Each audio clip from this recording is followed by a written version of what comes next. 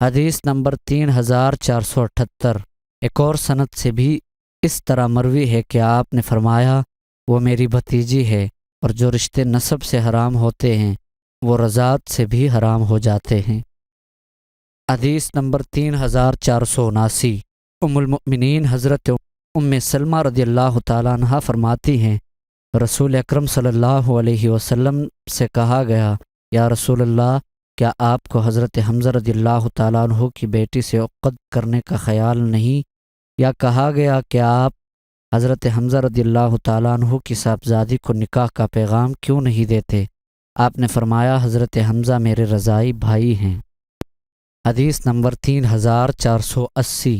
حضرت ام حبیبہ بنت ابو سفیان رضی اللہ تعالیٰ عنہا سے مروی ہے، فرماتی ہے رسول اکرم صلی اللہ علیہ وسلم میرے پاس تشریف لائے تو میں نے پوچھا، میری بہن یعنی ابو سفیان کی بیٹی کے بارے میں آپ کا کیا خیال ہے؟ آپ نے فرمایا، میں کیا کروں؟ میں نے کہا، اس سے نکاح کر لیں۔ آپ نے پوچھا، کیا تم اس بات کو پسند کرتی ہو؟ میں نے کہا، میں آپ کو چھوڑنا نہیں چاہتی، لیکن میں چاہتی ہوں کہ خیر میں میری بہن بھی شریک ہو جائے۔ آپ نے فرمایا، وہ میرے لیے حلال نہیں۔